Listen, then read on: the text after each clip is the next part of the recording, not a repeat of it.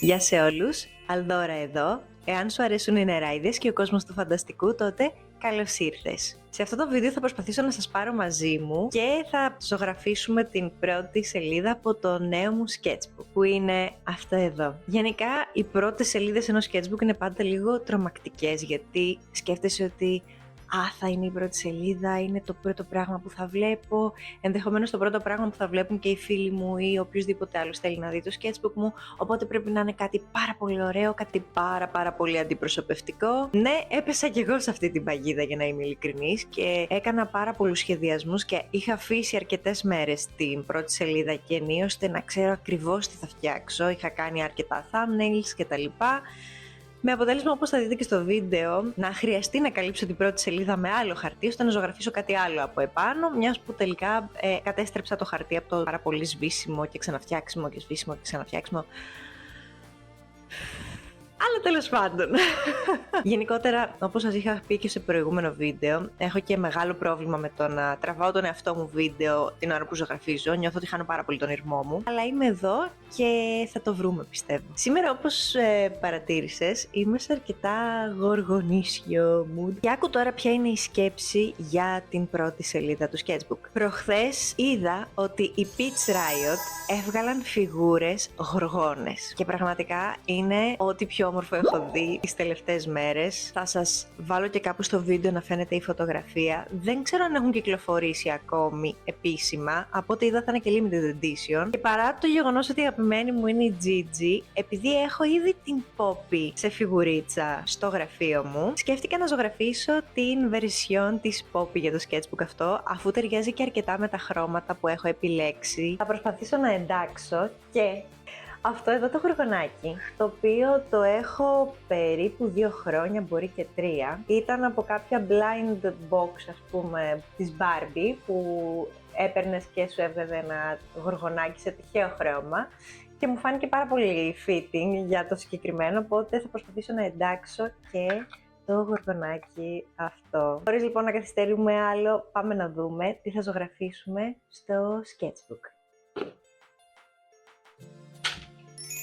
Ξεκινάω λοιπόν και πριν σας πω το οτιδήποτε, θέλω να σας δείξω την εικόνα φυσικά από την οποία έχω επηρεαστεί και θα φτιάξουμε τη γοργόνα σήμερα, αλλά και την φιγούρα μου της Poppy που είχα πάρει, όπως σας είχα πει σε άλλο βίντεο, από την Ολλανδία. Εδώ λοιπόν βλέπετε αυτό που σας έλεγα νωρίτερα, ότι από το πολύ σβήσε, ξαναφτιάξε, κατέστρεψα το χαρτί της πρώτης σελίδας. Οπότε χρειάστηκε να κόψω ένα άλλο φύλλο χαρτί και να το κολλήσω από πάνω, ώστε να το αντικαταστήσω και να μην φαίνεται αυτό το χάος από κάτω. Θα ήθελα όμως να μιλήσουμε για τη φοβία αυτή της πρώτης σελίδας του sketchbook και για το πώς μας επηρεάζουν όλα όσα βλέπουμε στα social media, ώστε να έχουμε ένα καθαρό, θα έλεγε κανείς, sketchbook. Φυσικά, όπως είδατε κι εσείς, έχω πέσει κι εγώ θύμα αυτής της ιδέας, ότι δηλαδή το sketchbook πρέπει να είναι όμορφο, περιποιημένο, τακτοποιημένο, που εννοείται ότι αν είσαι τέτοιος άνθρωπος που το χρειάζεσαι τακτοποιημένο για να λειτουργήσεις καλύτερα, είτε να είναι όλα ομοιόμορφα, εννοείται ότι είναι στο χέρι σου το αν θα το κάνεις ή όχι, και δεν το λέω καθόλου επικριτικά. Όμως, στην πραγματικότητα, το sketchbook τι είναι? Είναι ένας χώρος στον οποίο μπορείς να εκφραστείς δημιουργικά και να εκπαιδεύσεις τον εαυτό σου στο να μάθει καινούργιες τεχνικές, ενδεχομένως να δοκιμάσει καινούργια πράγματα, να δει αν του αρέσουν τελικά κάποιες υφές, κάποια χρώματα, κάποιες τεχνικές ή όχι, και αναλόγως να τις υιοθετήσει στο στυλ του ή όχι. Επίσης είναι ένας χώρος στον οποίο θέλεις να περάσεις όμορφα και δημιουργικά το χρόνο σου. Είναι μερικές σελίδες χαρτί στις οποίες αποτυπώνεται η εξέλιξή σου σαν καλλιτέχνης, η εξέλιξη των σκέψεών σου, των ιδεών σου, των συναισθημάτων σου, του χαρακτήρα σου. Αλλά δυστυχώς τα τελευταία χρόνια ακόμη και τα χόμπι έχουν πάρει αυτή την εικόνα ότι πρέπει να είναι τέλεια, πρέπει να έχω όλη τη συλλογή των μαρκαδόρων για να φτιάξω κάτι όμορφο, πρέπει να έχω όλα τα διαφορετικά μεγέθη, μύτης, στυλό για να μπορέσω να κάνω ένα line art, πρέπει να έχω το τέλειο γραφείο, την τέλεια κάμερα, το τέλειο φως για να παράγω κάτι όμορφο, ποιοτικό, να μπορεί να το δει ο άλλος και να ταυτιστεί μαζί του, που στην πραγματικότητα το χόμπι δεν είναι σε καμία περίπτωση κάτι τέτοιο. Πάμε όμως να δούμε, τουλάχιστον στη δική μου περίπτωση, πώς το ίντερνετ με βοήθησε σε όλο αυτό.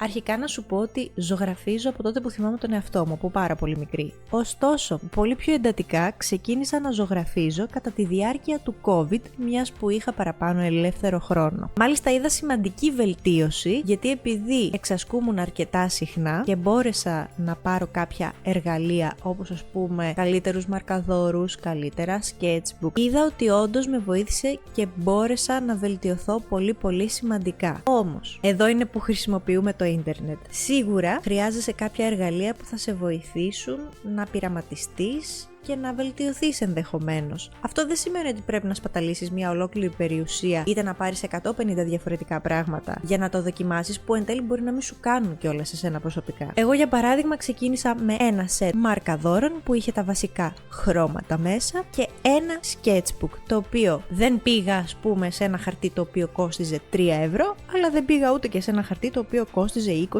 25, 30 ευρώ. Πήρα ένα sketchbook των 8 ή 10 ευρώ αν θυμάμαι καλά, στο οποίο ξεκίνησα να πειραματίζομαι, και επειδή οι μαρκαδόροι ήταν που είχαν κυκλοφορήσει εκείνη την περίοδο αρκετά έντονα, μου είχαν τραβήξει το ενδιαφέρον, γιατί εμένα προσωπικά μου αρέσουν πάρα πολύ τα χρώματα και το στυλ των κόμικ, οπότε αυτό τέριαζε πάρα πολύ με αυτό που είχα στο μυαλό μου και γι' αυτό αποφάσισα να πάρω ένα τέτοιο σετ και να πειραματιστώ. Παράλληλα, ανακάλυψα κυρίως στο YouTube ανθρώπους οι οποίοι έκαναν στην ουσία, κατέγραφαν στο χαρτί τις σκέψεις που είχα στο μυαλό μου. Και τι θέλω να πω με αυτό? Βρήκα πολλούς ενήλικες οι οποίοι ζωγράφιζαν πράγματα που μου άρεσαν και εμένα. Και όντας ενήλικα στην Ελλάδα, με ενδιαφέροντα που κινούνται κυρίως γύρω από κινούμενα σχέδια του 2000 ή πιο κοριτσίστικα θα έλεγε κανείς, που δεν θεωρώ ότι αυτός ο όρος ανταποκρίνεται στην πραγματικότητα, αλλά τέλος πάντων. Ακριβώς επειδή κινούμε γύρω από αυτά τα ενδιαφέροντα, ήταν πάρα πολύ δύσκολο να νιώσω ότι υπάρχουν άνθρωποι εκεί έξω που κάνουν κάτι αντίστοιχο, και όμως βρήκα πάρα πολλούς καλλιτέχνες να ζουν μάλιστα από την τέχνη τους αυτή, από το να ζωγραφίζουν μπάρμπι, γοργόνες, νεράιδες, πράγμα που με ενέπνευσε πάρα πολύ και μου άνοιξε έναν καινούριο κόσμο. Οπότε με την εξάσκηση και με την έκθεση που είχα σε αυτούς τους καλλιτέχνες, μπόρεσα να βρω το δικό μου προσωπικό στυλ και να το εξελίσω και σήμερα, και θα συνεχίζει να εξελίσσεται αυτό, γιατί ποτέ δεν σταματάει η βελτίωση αν αγαπάς κάτι. Και έτσι κατάφερα να συνδυάσω όλα αυτά που μου αρέσουν μαζί με διαφορετικές τεχνικές, διαφορετικά χρώματα, υλικά και υφές, και να δημιουργώ εικόνες που μου φέρνουν νοσταλγία και με κάνουν να νιώθω πάρα πολύ χαρούμενη. Αυτή λοιπόν ήταν η θετική πλευρά του ίντερνετ.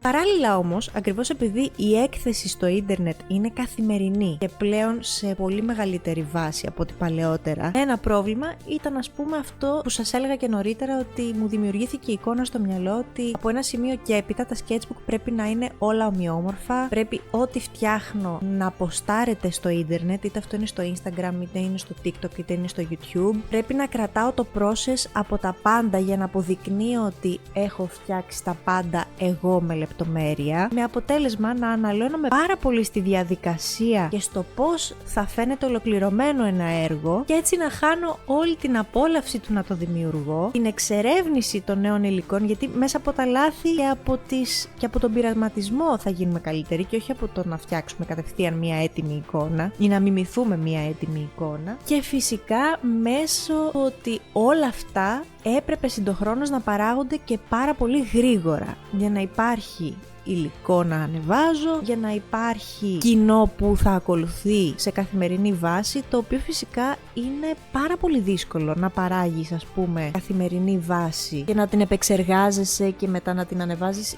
Είναι πραγματικά πάρα πολύ δύσκολο και θαυμάζω τους ανθρώπους που το κάνουν αυτό, αλλά εμένα προσωπικά με όθησε αρκετές φορές μέσα στη χρονιά να τα παρατήσω και να νιώσω ότι βρίσκομαι σε καλλιτεχνικό αδιέξοδο. Να μην έχω όρεξη να ζωγραφίσω, να νιώθω έντονα το αίσθημα του κορεσμού από τις πολλές εικόνες κτλ.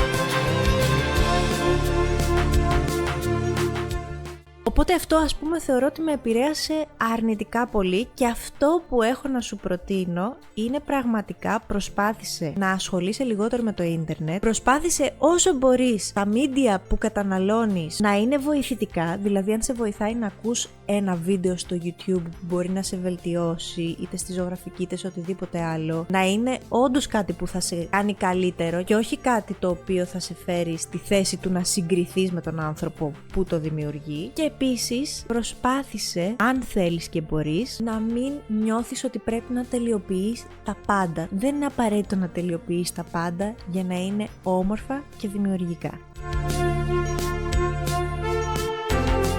Το έχω πάει λίγο μονότερμα σήμερα με τη συζήτηση, ελπίζω να μην σε έχω κουράσει. Θα σε αφήσω να απολαύσεις το υπόλοιπο βίντεο.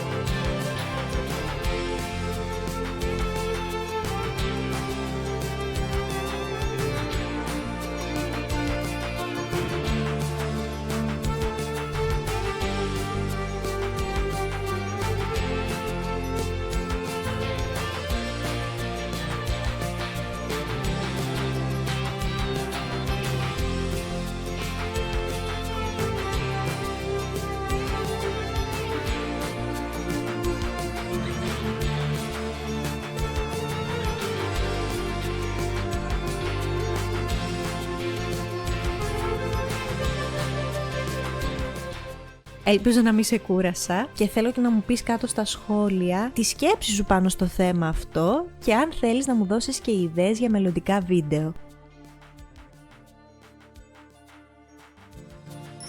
Αυτό ήταν το βίντεο για σήμερα. Εάν σου άρεσε μπορείς να κάνεις ένα like και μια εγγραφή στο κανάλι μου και μέχρι το επόμενο βίντεο σου εύχομαι να έχεις μια φανταστική νερέιδο μέρα και να περνάς υπέροχα.